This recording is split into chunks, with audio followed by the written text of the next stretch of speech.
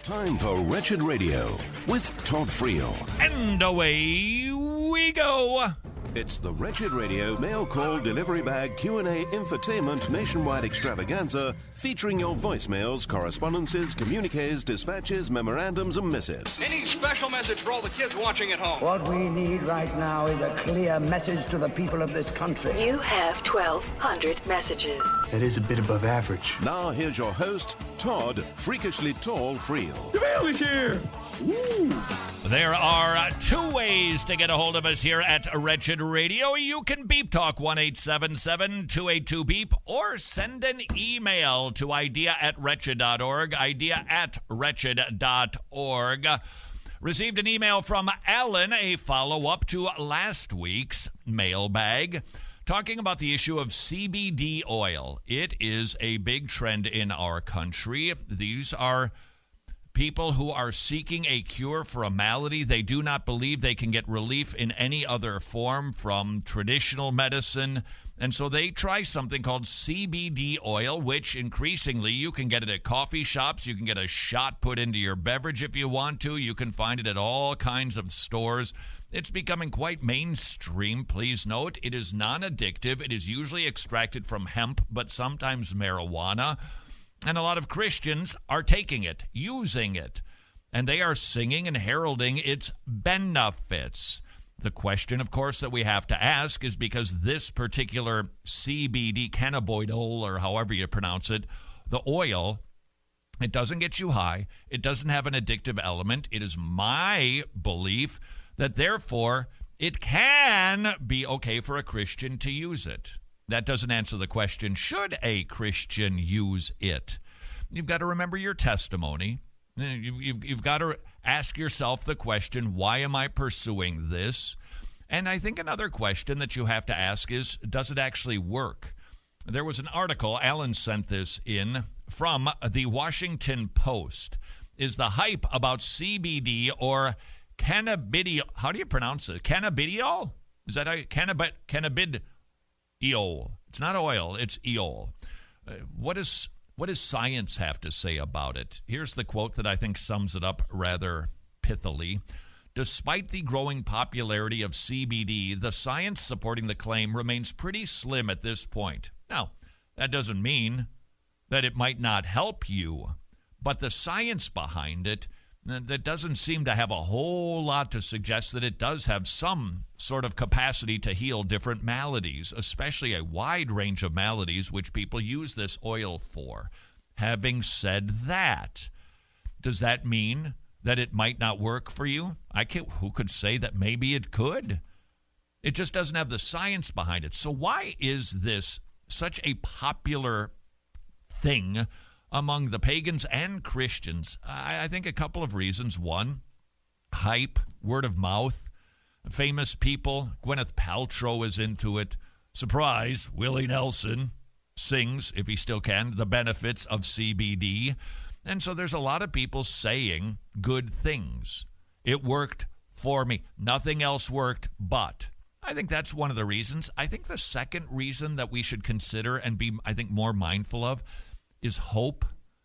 There are people who are struggling with physical maladies, and they're just looking for some relief, and they want to find it. I don't think, as a Christian, that we should be poo-pooing their desire to feel better and to try something that is not addictive. It does not get you buzzed. Does it work? I don't know. But should we be, CBD oil? I don't think so. We're not going to be selling it at wretched.org anytime soon. You know, we sell the other essential oils, of course, because we all know. So thank you very much, Alan, for sending that in. Science, not so much. Word of mouth, huge. Be mindful. If you talk to somebody about it and they're trying to figure out if they should use it, chances are pretty good they're dealing with a health issue that has probably been causing them a fair amount of pain for a long time, and that we should be sensitive in our response. And that, by the way, we do have in abundance here at Wretched. Sensitivity. In fact, Tony, I think I'm one of the most sensitive guys that there is. And if you disagree, you jerk, go ahead if you want to. Proof positive right there. Idea at wretched.org. Idea at wretched.org from Vi. Can I teach my children to pray or tell them to join me in prayer even though they are not born again? My husband too, or should I just pray for them by myself? Yes, no, yes. I think that, yeah, you teach your kids to pray. Just teach them to pray. They can have a childlike faith. It may not be a salvific faith, but if they're actually demonstrating a love for, it doesn't mean they're regenerated, but if they're expressing a love for the Lord, and we're supposed to model that and to encourage them to do that, absolutely. The husband's a different scenario. I think you should be praying for him. You could pray for him out loud for him, but you can't pray with somebody who's not a believer. I think it gives the wrong signal, and God isn't hearing those prayers because they do not have the atoning work of Jesus Christ making their prayers efficacious. You do, so pray for them, and pray for them certainly by yourself. A lot. This email is sent in from Ben.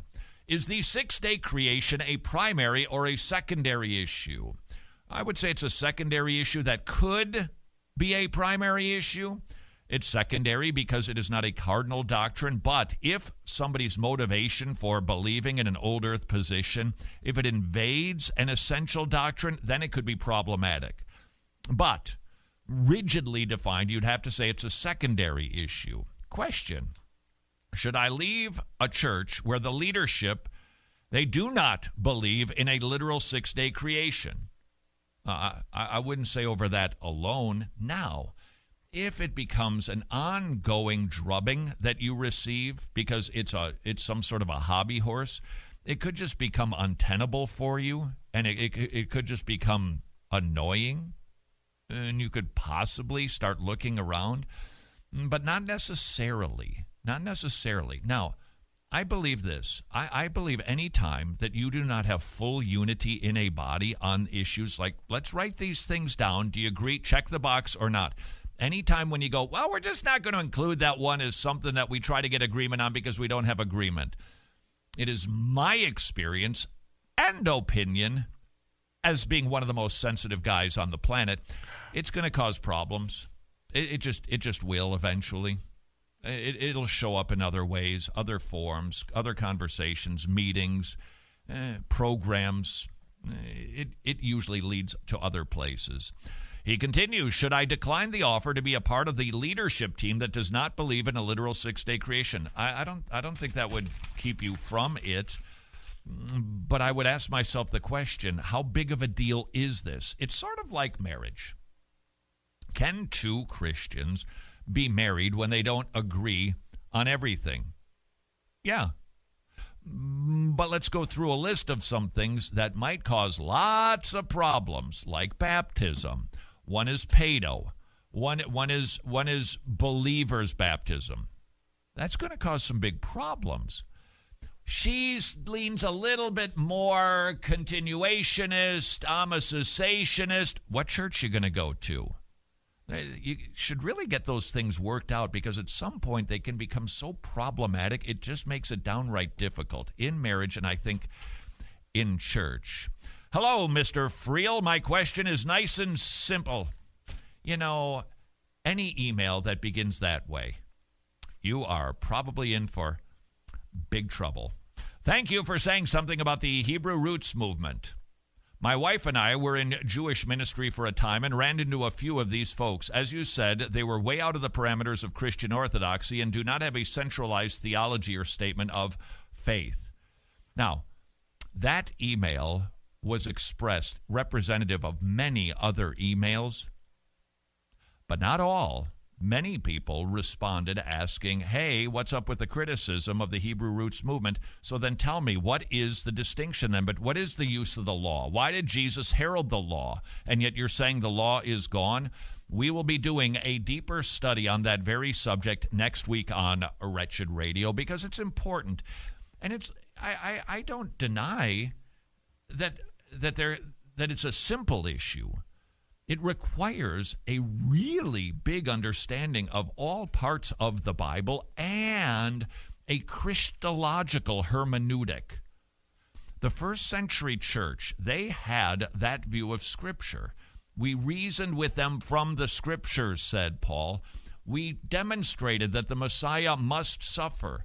They used the Old Testament. Jesus did this on the road to Emmaus, pointing to himself from the Old Testament, because they understood that the whole of the Bible was about one subject, Jesus Christ. If you lose sight of that, it can become bits and pieces, parts, and not a whole. And so I understand why there can be confusion on this issue. Next week, we will give it a run and try to eliminate some of that confusion. I will say this, however. Everybody who wrote in, and there were many about the Hebrew roots comments I made last week, with the exception of one, thank you for being Christ-like in your tone. That speaks volumes. This is Wretched Radio.